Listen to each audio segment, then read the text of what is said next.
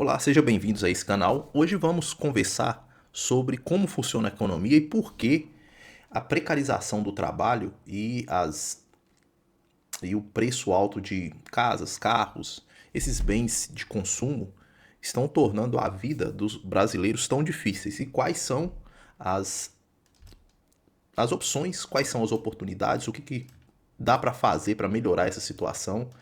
A gente vai falar sobre bancos, a gente vai falar sobre Bitcoin, sobre criptomoedas, sobre como funciona o mercado de criptoativos. Primeiro vamos passar pela economia tradicional. Como funciona a economia tradicional? Então vamos direto ao ponto, sem enrolação. Vou explicar isso aqui de maneira simples. A base da economia são três pilares, né? As famílias, que é o centro, o que deveria ser o centro da economia para quem o setor produtivo trabalha e para quem o Estado presta o serviço. Isso seria o funcionamento saudável de uma economia, mas a gente já viu que isso aí está totalmente distorcido, né? Então vamos passar aqui. O que são as famílias, né? As famílias são os entes que demandam produtos e serviços, né? A gente coloca aqui como famílias, mas é o termo do demandante, né? Pode ser pessoas, pode ser menores unidades, né? O indivíduo em si. Porém, a gente também tem o ciclo da família com o setor produtivo. O setor produtivo ele é responsável por produzir os bens e serviços que a gente usa no dia a dia, né? Então tem que fornecer os itens de consumo, casa, carro, moradia. Então o setor produtivo tem que fornecer para as famílias os itens de consumo, né? Casa, carro, formação. Então todos esses produtos e serviços são produzidos pelo setor produtivo, que entrega isso para as famílias e recebe em troca o pagamento por esses produtos e serviços, né? Só que, só que as famílias, elas também fornecem para o setor produtivo a mão de obra para fazer isso, né? Então, quem vai fazer isso para o setor produtivo, quem vai executar, quem vai fazer rodar as fábricas, são as próprias famílias no final das contas, né? E aí, o retorno desse trabalho é o salário. A gente vai colocar o salário aqui em outra linha, que a gente vai marcar esse salário aqui como o rendimento que cada, cada trabalhador tem, cada trabalhador tem por prestar o serviço aí para a empresa ou se ele é funcionário público, né? Ele vai receber aqui X% de salário, né? X% de salário. Beleza. Então, o ciclo aqui do setor produtivo com as famílias está fechado. Então, é dessa forma que acontece essa relação. E agora a gente tem o Estado, né? O Estado aqui, ele entra também como um agente da economia que, por definição, precisa prestar serviço às famílias em primeira mão, né? As famílias aqui vão receber os serviços que o Estado precisa fornecer, que são, depende de estado para estado, mas considerando o Brasil, saúde, né? Saúde, educação, segurança. Apesar que existe outros, né? Vamos colocar aqui previdência, né? Previdência. Previdência social. Então, assim, alguns serviços aqui que são direito do cidadão e é direito das famílias, né? E em troca disso, o Estado cobra impostos, né? As famílias abastecem o Estado, né, com os impostos referente à produção da família. Então aqui a gente fecha o ciclo das famílias com o Estado também. Vamos colocar aqui impostos. Impostos. Ok. Vamos colocar isso aqui de vermelho. E aqui na remuneração, nos salários, a gente vai marcar também uma parte dos salários com os impostos. Vamos marcar aqui de vermelho. Aqui são os impostos, né? Ok. Isso aqui varia de estado para estado. A gente vai entrar mais nesse detalhe aí mais para frente. E esse ciclo aqui da família com o estado está completo. Agora a gente vai falar do ciclo do estado com o setor produtivo.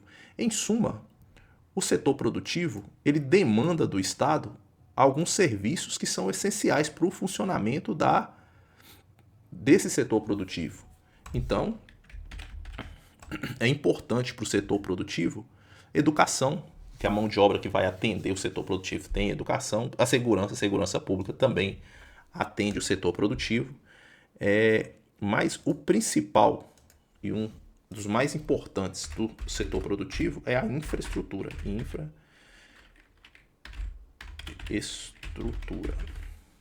A infraestrutura do país é extremamente importante para viabilizar uma grande parte dos negócios. Então, para uma grande empresa funcionar ou pequena, é necessária energia elétrica. E grandes redes de geração, distribuição de energia, ela costuma ser muito cara e ser muito difícil para o setor produtivo arcar com esse custo. Isso aí encareceria muito os produtos, né, que seriam passados para a família. Então o Estado fornece esses serviços para o setor produtivo, que também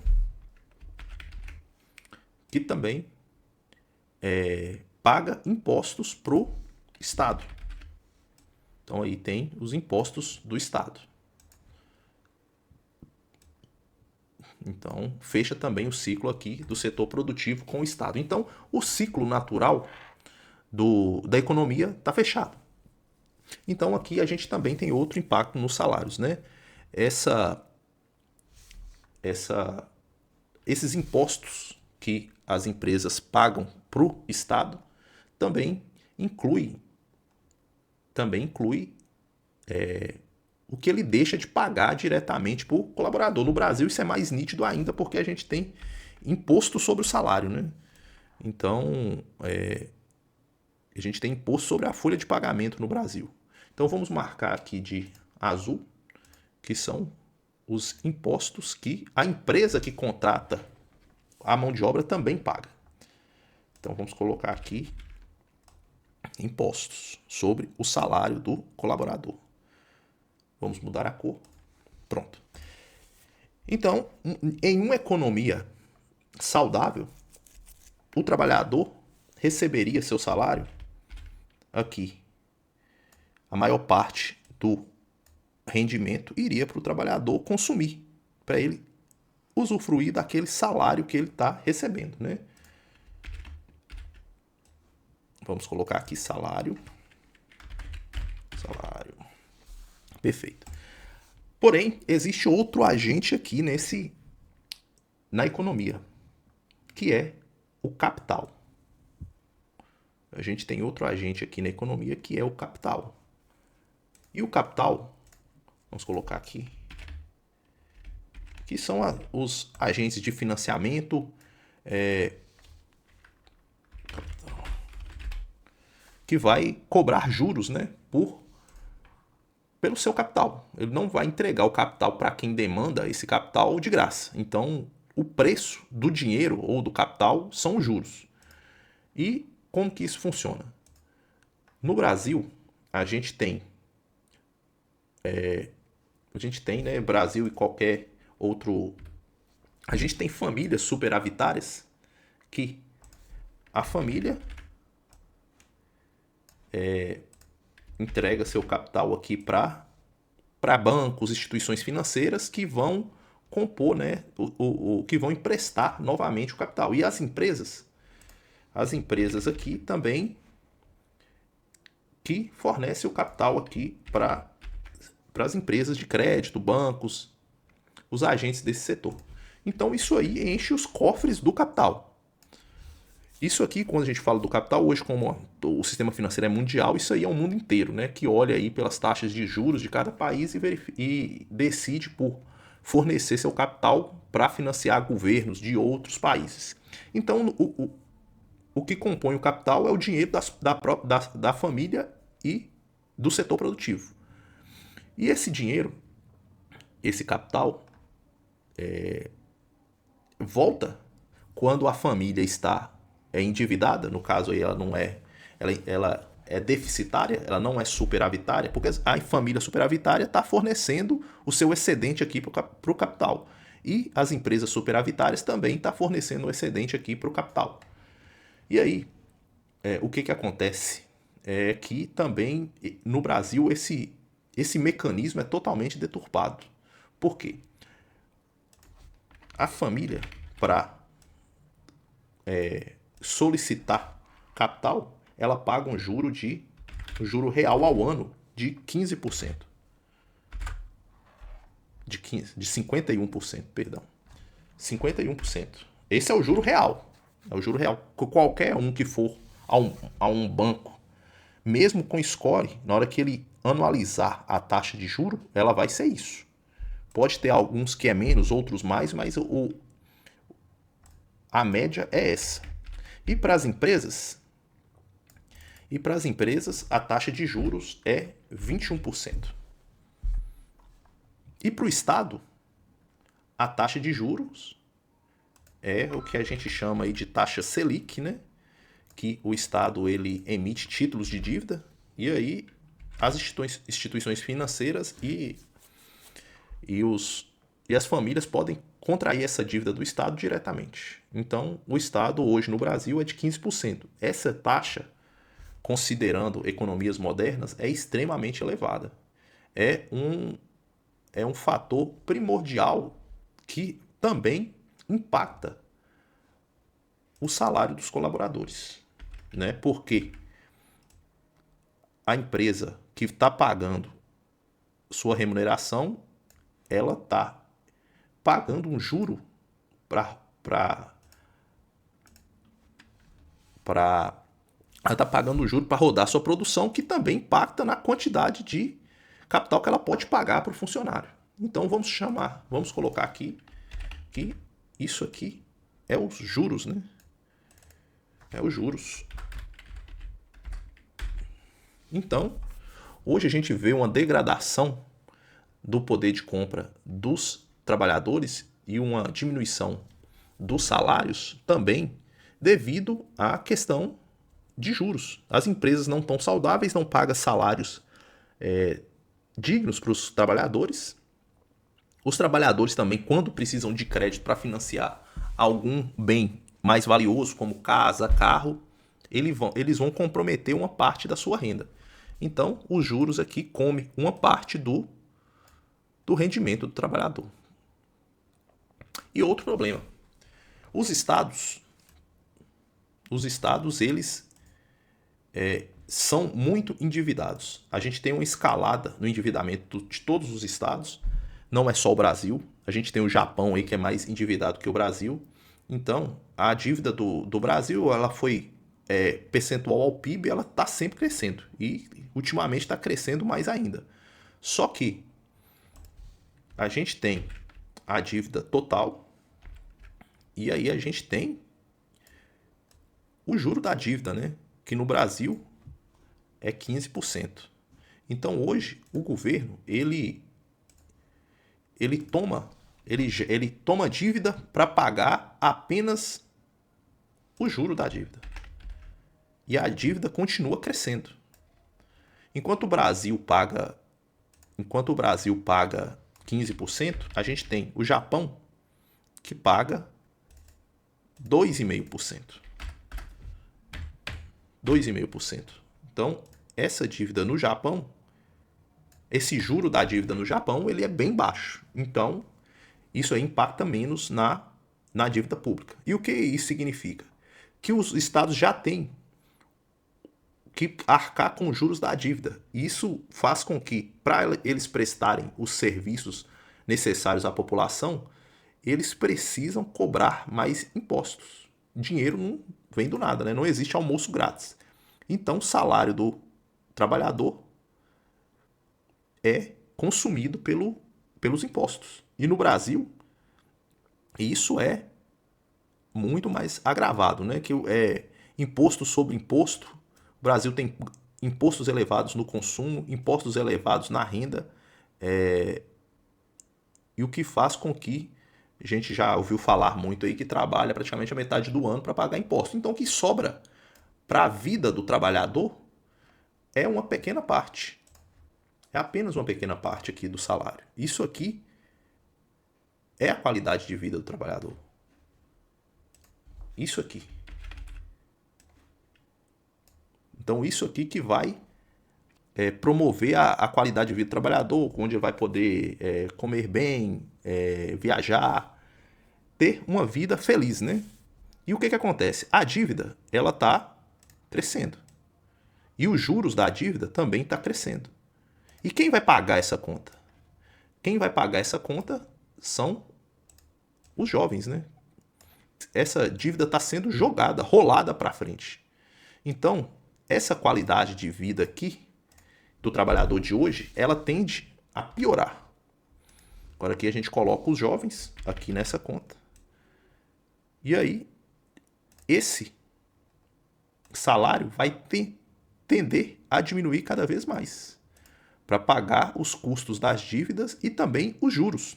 Porque quanto mais a economia se deteriora, mais juros e impostos aumentam. E o que está acontecendo? Hoje existe escassez de mão de obra. O jovem, talvez, não sei se isso está na cabeça de todos, né? Está percebendo que a corda está puxando muito mais para o lado dele, onde ele vai ter que enfrentar, onde ele vai ter que trabalhar muito e não vai receber nada em troca. Se jovem, o futuro dele está totalmente comprometido, ele não vai poder ter um carro, não vai poder ter uma casa. E quando tem, as casas são pequenininhas e os carros são bem vagabundos, né? Então, hoje a gente vive esse grande problema na economia, que a conta dos erros dos políticos, do capital, de quem quer que seja, está caindo para o jovem. E ele está se recusando a pagar essa conta. Que também a gente há de conver, né, que não é justo realmente, né? É uma geração que está pagando uma conta sem ter culpa sobre isso. E aí o que acontece, né? Para aumentar essa liquidez, né, esse dinheiro que roda na economia, a gente tem dentro desse capital, do setor financeiro em geral, a gente tem o Banco Central, os bancos e a emissão de crédito. E como que isso funciona? O capital, como a gente mostrou aqui, ele vem das famílias e das empresas. E ele chega nas instituições financeiras, a gente colocar aqui como banco. O banco, ele recebe esse capital, pega uma fração disso, deposita no Banco Central como garantia, e aí ele usa um mecanismo que chama reserva fracionada, onde ele multiplica reserva fracionada. Reserva fracionada. Vamos colocar aqui. Vamos deixar aqui só a multiplicação. Essa reserva fracionada permite com que os bancos captem o capital das famílias superavitárias e das empresas superavitárias e forneça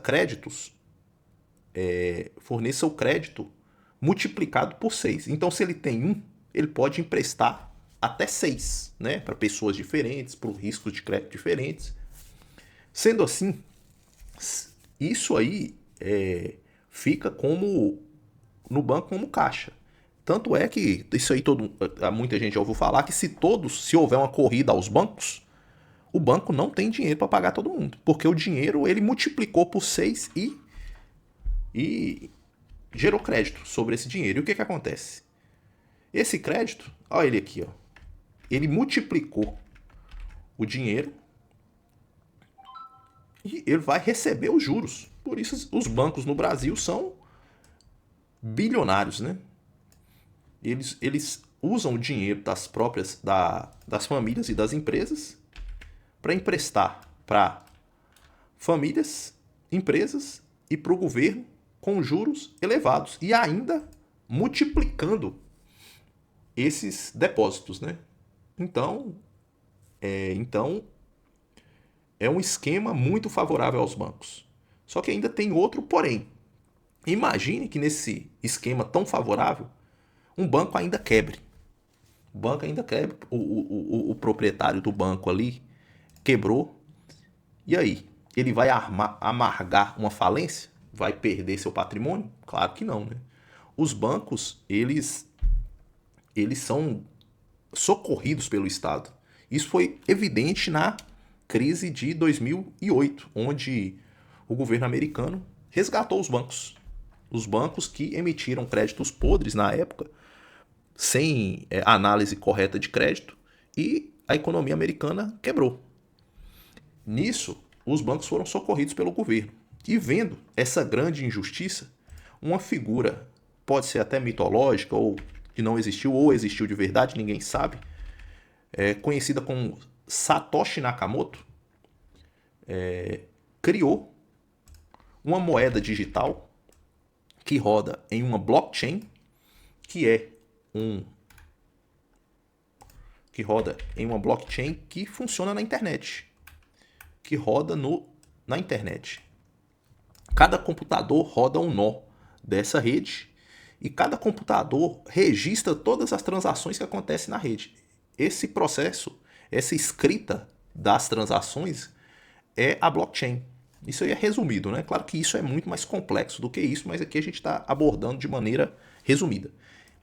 E isso trouxe uma segurança para o Bitcoin que até a moeda fiduciária não tem. Todo esse esquema aqui é planejado para ser assim. Isso aqui é a moeda fiduciária. O Bitcoin, ele é uma coisa diferente da moeda fiduciária. A moeda fiduciária, ela é emitida pelos estados e ela é lastreada na confiança naquele estado. Então, o Bitcoin também não tem lastro, né? Só que ele está lastreado na internet e no valor que é dado para o Bitcoin. Então você compra um Bitcoin. A gente não olha tanto para preço quando a gente passa a usar o Bitcoin. Se você compra um Bitcoin, ele é um Bitcoin. Ele representa seu poder de compra naquele momento. E é muito sensível à volatilidade do mercado. Notícias, certas situações macroeconômicas. Então, o Bitcoin ele flutua, mas ele flutua sempre subindo, e subindo muito. Porque, diferente da moeda fiduciária, que pode ser impressa, a gente fala impressa, mas é gerado os créditos, né? Os mecanismos financeiros geram o crédito e a moeda é como se ela fosse gerada, multiplicada.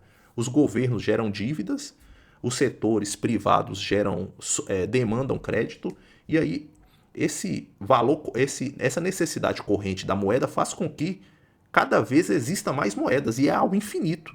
E é gerado muita moeda. Então, a tendência, isso aí já é o cálculo mesmo da moeda fiduciária desde que ela perdeu o lastro, que ela vai se desvalorizar no decorrer do tempo. Então, o poder de compra de uma moeda fiduciária, ele começa grande, né? E com o passar do tempo, e a depender da qualidade do governo, ela vai reduzindo drasticamente. Existem casos aí, como a gente viu na Venezuela, onde que a pessoa, para comprar um quilo de arroz, ela ia com uma mala de dinheiro, de tão desvalorizado que a moeda fiduciária é. Então, isso é a moeda fiduciária. Vou até colocar aqui Fiat.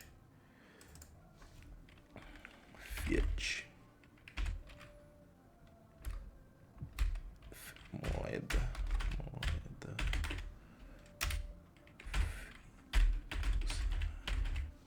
Essa é a moeda fiduciária.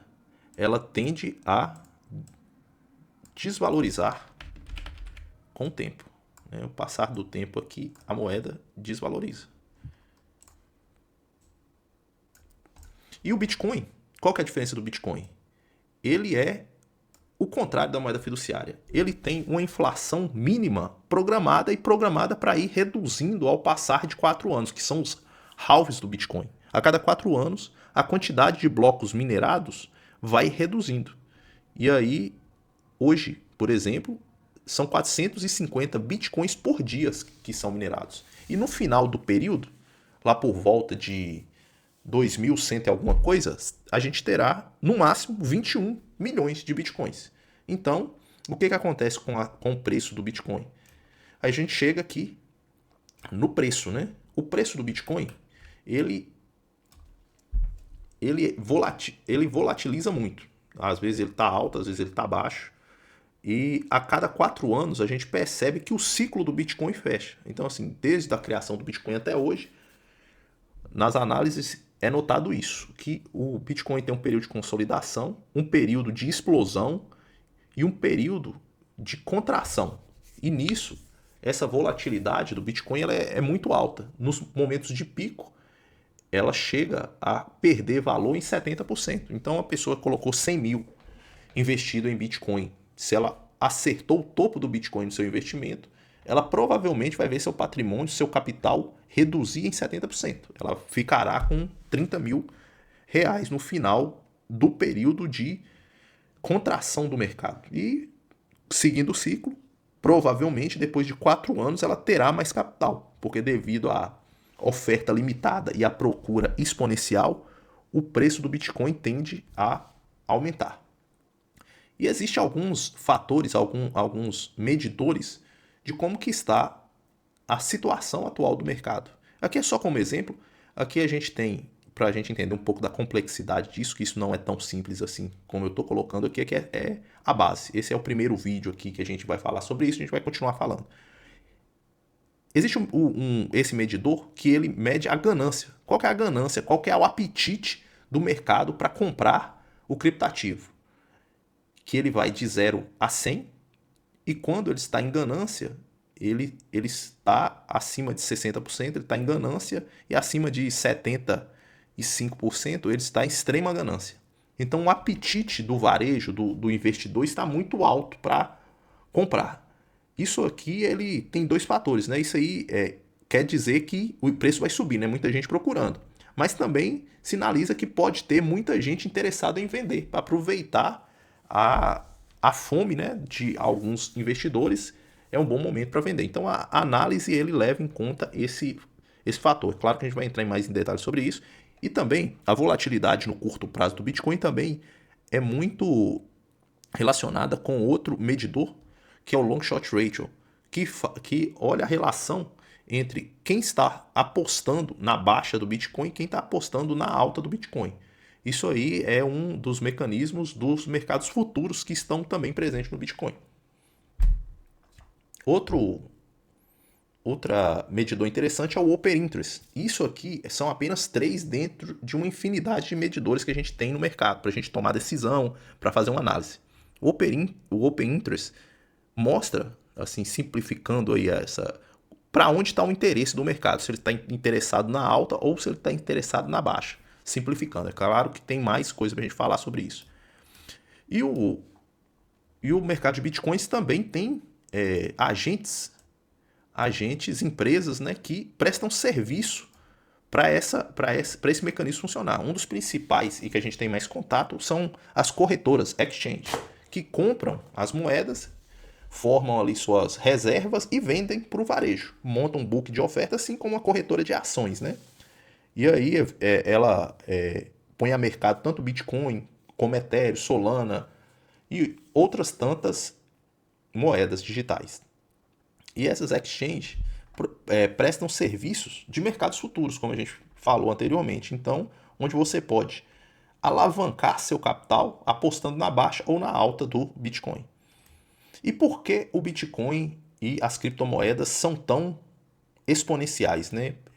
Deixam muita gente rico aí, como a gente cansa de ver, a pessoa comprou em 2000 e quem comprou em 2016 e manteve esse Bitcoin até hoje, provavelmente está milionário. Se comprou uma quantidade relevante, né? Se tomou isso aí como investimento. Então, por que é tão exponencial assim? Isso a gente vai ver aqui nessa próxima apresentação. Como funciona a liquidez, a riqueza global, como ela está alocada, como ela é distribuída. Hoje, a gente sabe, por um relatório da River, que é uma agência de análise financeira, que apenas 4% das pessoas no mundo, 4% de 8 bilhões de pessoas, usam Bitcoin. Compram, têm carteira, mas isso aí é uma pequena fração das famílias, empresas que detêm esse ativo. Olhando isso, qual que é a riqueza global? E qual que é o valor, né, alocado? Qual que é o valor travado em Bitcoin? Qual que é o valor travado em outros ativos do mercado tradicional? Vamos começar com real estates. O que são real estates? São imóveis. A gente tem imóveis aqui que é para família, né? A gente tem aqui uma família normal, tem sua residência, que essa casa vai demorar muito para ela estar no mercado à venda, né?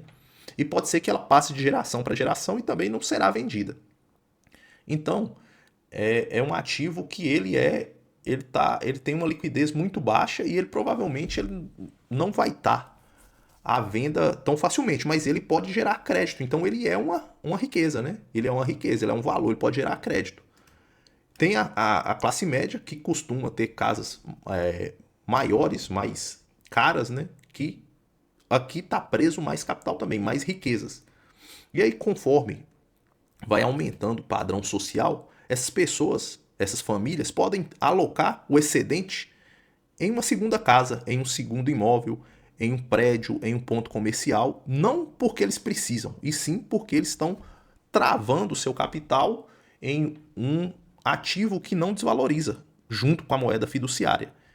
E assim a gente tem, no total, somando todos os ativos de imóveis, de real estates, 330 trilhões de dólares. Ok, visto isso, a gente viu que o maior ativo são os real estates. Em segundo lugar, onde a riqueza está alocada são nos títulos de dívida do governo, que é conhecido como bonds, né? Então, cada governo emite seus títulos de dívida e dentro desse ativo, né, tem 300 trilhões de dólares. E o M1, M2, o agregado monetário aqui, a gente vai entrar também em outros vídeos sobre o que é dinheiro, né? Sobre o que é dinheiro, sobre o que é crédito, sobre o que é crédito em conta. Então aqui, dinheiro. Dinheiro tem, conta corrente tem 120 trilhões de dólares. Que se a pessoa deixa em conta, a gente já viu lá atrás que isso aqui tende a desvalorizar. Tem também outros ativos que são o ouro, né? O ouro tem 16 trilhões, tem obras de arte que tem 18 trilhões e tem equities, né? Que são ações de empresa e tal, com 115 trilhões. E lá embaixo está o Bitcoin, com 2,3 trilhões. Para quem fala que o Bitcoin está caro demais, olha como que é a riqueza do mundo, né? Que o Bitcoin ele é global. Aqui tem também qual que é o valor do Ethereum, né? Quanto de dinheiro que tem aqui no Ethereum, 354 bilhões, é um bebê ainda. A Solana tem 85,56 bilhões. Então, quando a gente olha globalmente, quando a gente faz uma análise maior, a gente vê que o Bitcoin, as criptomoedas, elas não, pela sua capacidade de reserva de valor e segurança, elas ainda são bem baratas, né? Esse mesmo relatório da River, ele aponta que o Bitcoin ele pode capturar de toda essa liquidez 240 trilhões. Então, ele ainda pode valorizar aí mais 100 vezes, né, do valor atual, confiando no relatório, né? E como funciona a demanda, né? Como funciona a demanda por Bitcoin? Por que o preço sobe tanto? A gente tem hoje no mercado os ETFs. ETFs são instrumentos financeiros onde pessoas, fundos, empresas podem comprar Bitcoin, Ethereum, agora Solana também, na bolsa de valores. Você pode comprar na bolsa de valores lá e montar fundo, colocar isso aí no caixa de um fundo de pensão, ou então numa tesouraria de empresa.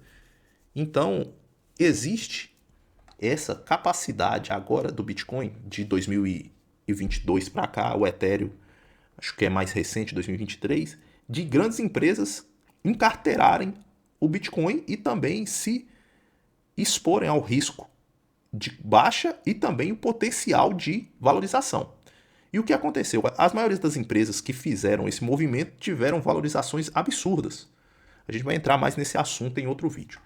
E como funciona a emissão do dinheiro que está, dos bitcoins que estão no mercado? Hoje, a gente tem só de procura institucional dessas grandes empresas, exclui aí o varejo, né, que é você ir lá e na corretora e comprando Bitcoin, a gente tem a demanda de 8.880 bitcoins por semana. Enquanto isso em dólares dá 1,03 bilhões. Enquanto são minerados por semana 3.150 bitcoins. Então, nesse apetite atual do mercado, não vai ter bitcoins suficientes para atender. E pela lei da oferta e demanda, o que acontece? Quando a gente tem uma procura maior do que a oferta, o preço vai explodir. E é o que está acontecendo com o Bitcoin. Recentemente, ele já atingiu sua máxima histórica. Um Bitcoin é 123 mil dólares. E vai aumentar mais no futuro. Caso alguma coisa muito fora do normal aconteça. Se tudo funcionar da forma que está funcionando, a tendência é ele continuar se apreciando e as moedas fiduciárias perdendo valor. A mesma situação é para o Ethereum. Os ETFs de Ethereum têm uma demanda nessas últimas semanas aí de 69 mil Ethers. E a geração via Proof of Stake dos stakes de Ether gera uma quantidade de Ethers a mais de 2.400 Ethers. Então, também existe aqui uma diferença muito grande entre a quantidade demandada pelos ETFs e o que é produzido pela rede. Então, a tendência do Ether também é valorizar muito durante o tempo. Então, olhando também essa situação macro, a gente tem as famílias, né? Um entrante pessoa que tem um excedente, ela olhando para isso tudo. Vamos colocar ela de fora aqui olhando para isso tudo. Ela olhando aqui a economia normal, né? Os estados, a moeda fiduciária e os investimentos relacionados a ela, num país como o Brasil, num país emergente. Aqui, esse investidor, ele olha para cá e toma suas conclusões, né? Tira suas conclusões. Aqui acima tem uma relativa estabilidade e segurança, e aqui no Bitcoin ele tem uma possibilidade de escalabilidade muito maior, uma assimetria, né? O Bitcoin pode valorizar muito. E o entrante no mercado, ele se depara com o mercado cripto. Ele está aqui no mercado cripto. Só o que acontece? O mercado cripto ele não tem só o Bitcoin. Ele vai buscar informações, muitas vezes ele vai encontrar influenciadores, youtubers que vão dar informação mais barata para ele. Que na verdade essas informações, na grande maioria, são só propagandas para vender curso, para vender ou criptomoedas que esses agentes de informação já recebeu antes. E aí a promessa, esse entrante no mercado aí recebe a promessa de seu capital vai multiplicar por 100. Ele recebe essa promessa, 100x. Lista de moedas que vão fazer 100x. E quais são essas moedas prometidas? São, na grande maioria das vezes, meme coins e altcoins. Meme coins e altcoins. E aí essas meme coins e altcoins podem ser fornecidas muitas vezes por bandidos mesmo, golpistas, que não têm a pretensão de manter esse protocolo. Ele espera a primeira valorização, vende todas essas moedas para o mercado, para esses entrantes que estão vindo em massa, sem informação para o mercado cripto. E aí esse sonho de fazer com que seu capital multiplique por 100 acaba gerando uma perda total do capital. E também, dentro do mercado de criptomoedas, existem as meme coins que é só diversão, é só buscando um hype ali de passageiro e também tem o mesmo resultado final. O entrante perde a maioria do seu capital. Então, o que esse entrante precisa entender é buscar informações de melhor qualidade, né? Conhecer projetos que realmente têm uma infraestrutura e um rendimento dentro do setor cripto que justifica o emprego do seu capital naquele projeto. Essas aventuras em meme coins, não que isso não dê dinheiro e não tenha uma estratégia para se expor a esse tipo de ativo, mas na grande maioria das vezes a ilusão que aqui a febre, como a febre do ouro, né, faz com que esses entrantes percam todo o seu capital e não explore todo o potencial do Bitcoin e de boas criptomoedas, né? Então é isso nesse vídeo. A gente vai aprofundar cada detalhe desse em próximos vídeos, então eu peço que se inscrevam no canal, deixem um like, deixem um comentário, deixem alguma dúvida. Se tiver alguma correção, alguma coisa que possa melhorar nesse vídeo, deixe aí no comentário também, eu vou ter prazer em ler e responder. Então forte abraço e até o próximo vídeo.